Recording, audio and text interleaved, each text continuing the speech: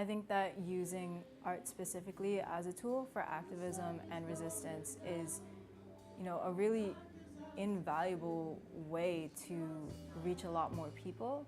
Everyone listens to music, A lot of people feel some type of art, whether that's visual art, whether that's poetry or literature. Something is going to touch someone in a different way. My name is Beatrice Dimaculangan. I'm a Filipino-American activist and artist, originally from Jersey, now based in Montreal. So my parents had immigrated to the US from the Philippines, where I went to school in the suburbs in this really small town.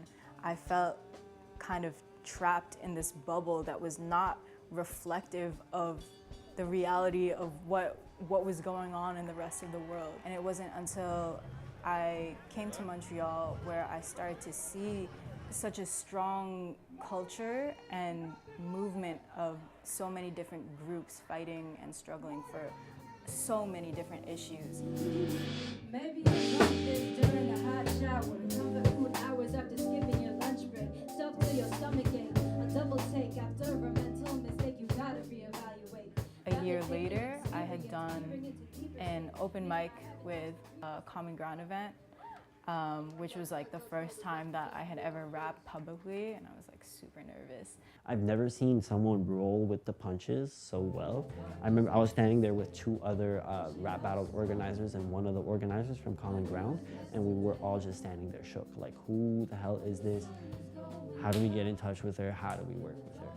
Before I even started working with Rap Battles for Social Justice, I had actually heard about the organization maybe like a year before that, and I thought it was like the coolest thing ever because it literally combined two of my biggest passions, fighting for social justice and music and art. Rap Battles for Social Justice is actually a collective of rappers and musicians to spread love, to educate, to empower, to heal. That's our biggest objective. Also giving a platform for those people, to speak their truths, because a lot of these people are marginalized voices. The fact that she is a woman of color, not only a woman of color, but a queer woman of color, right? That is a voice that is completely underrepresented in not only hip hop, but society. How many more will fall victim to a crooked system? How many more fatalities at the hands of police brutality? I'm out for dead presidents to represent me.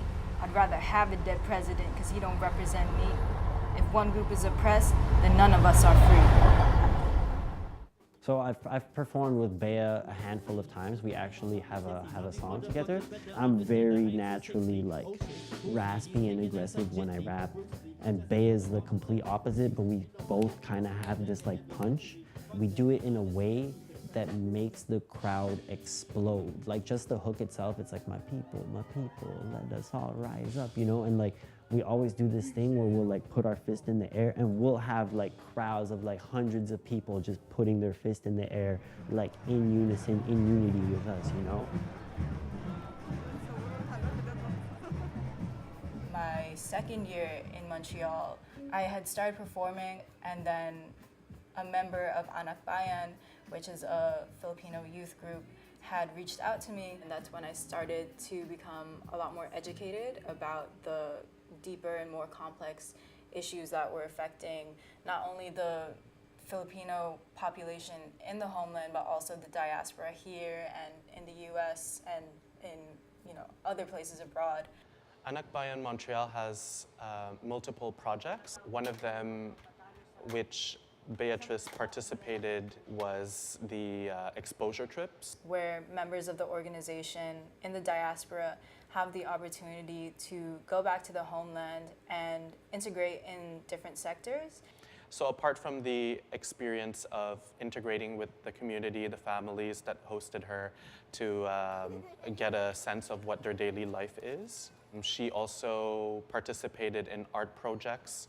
The idea is to accessible art for marginalized individuals in the community who may not be able to go to art school for a variety of reasons, poverty and various obligations.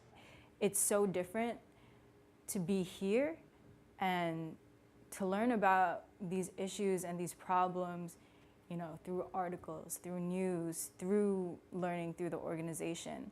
But then to go there and really see it, it adds a whole another dimension of understanding. We've seen her transformation in terms of how coming back she applies in her everyday activism here. The stories that I heard were just absolutely incredible and so moving. One workshop that I did with a rural youth group, and I usually do the presentations in groups, and there was this one girl that wanted to present by herself, and she sang so beautifully about how all she wanted was to go to school and to get an education, and then at 14 years old, you know, she was just forced to work in the fields and in farming. And you know, having the power to tell that story and to feel like there is someone out there that is going to listen, that is absolutely invaluable.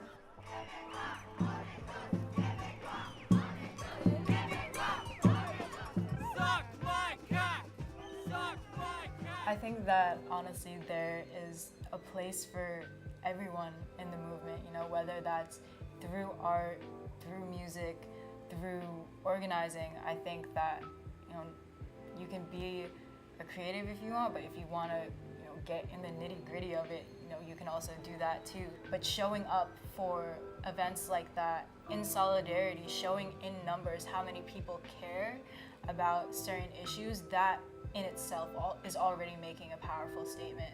You know, what is affecting you? What is affecting your community? What is affecting other people around you?